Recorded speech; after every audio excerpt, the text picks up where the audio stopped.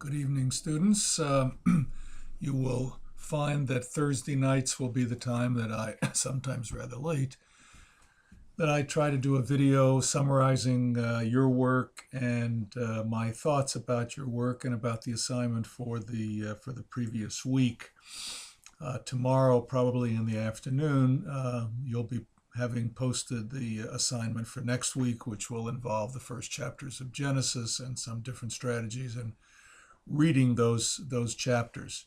Um, but tonight, I'm really just going to talk about some remarks relating to your work this week and my responses to that. Um, Actually, I've offered concluding remarks in each of the discussions, but I'll add a little bit here. All of the discussion threads, as you probably have noticed, have been focused on creating a sensitivity and self-awareness on your part as we enter the study of this material. We will always be a part of the story, like it or not. At times, we will have to limit that self-consciousness and focus mostly on the material. At other times, we will look more inward and reflect on the agendas that we seem to have as we study this thing: Judaism, Jewish history, Jewish literature, Jewish peoplehood. All of these topics are kind of slippery, mysterious, as you have noted in your comments.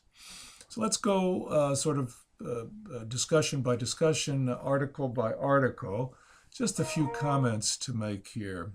The Insiders and Outsiders article opened up a lot of conversation about how we think about ourselves and others, and how we communicate with ourselves and others, and how others communicate with us.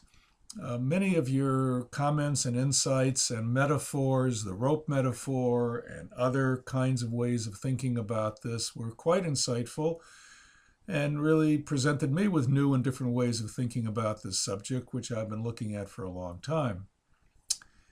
We found that the term insider is really not all that useful in the end. At least I found that the definition of insider often depends on the other with whom we are speaking. If a Buddhist monk from Thailand were to be in this country, he might ask you who are Jewish in the class about Christianity, viewing you as an insider, since compared to his knowledge of American Christianity, you are, and so on. So it's a very slippery kind of concept, insider and outsider. And my sense of it is that it can be useful, and for the most part, it's useful as we think about who the other is and how we engage that other. The article by Green forces us to confront the contemporary confusion and dilemma for American Jews as to what Judaism is. I would wager that Israelis have less of a problem with this than we do. This combination of religion, nationality, culture, ethnic identity, etc., creates a significant problem for identifying who is a Jew and who not. The National Jewish Demographics Study runs into a serious set of issues each time. They do this every 10 years. They embark on this project. I like Green's effort and his solution to this issue, quote, solution, but remember, he is not asking who is a Jew. Is asking what is there that is that might be a coherent feature of things Jewish, sort of, and it's a little slippery, even his answer about this. Finally, the Bretler essay provides a kind of introduction to the world of Bible interpretation and asks the reader to engage the world of historical critical study as an important, I would say, crucial strategy for reading the Bible. You all sort of looked at this historical critical. Some of you were more critical of this. Some of you are more open to it. Some of you, as I wrote in my comment there, at the end of that discussion, some of you sort of looked at the historical critical as, oppositional to other ways of reading the text, more religious, confessional, however that might be. I took a different position in my comment there.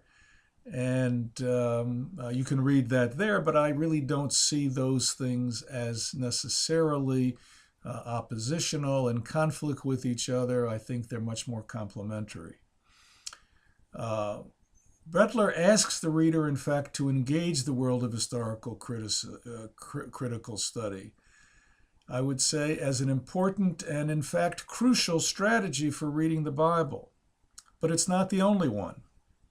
My view is that before engaging in all the other ways of reading the text, we need to have a basic understanding of what the Bible is saying and the historical context of the stories, the laws, the poetry. There needs to be kind of an anchor from which we can go off into many different directions. But in my view, without that anchor, we can simply float away. More on this in the coming weeks. Most important, I want to encourage you in your studies this semester.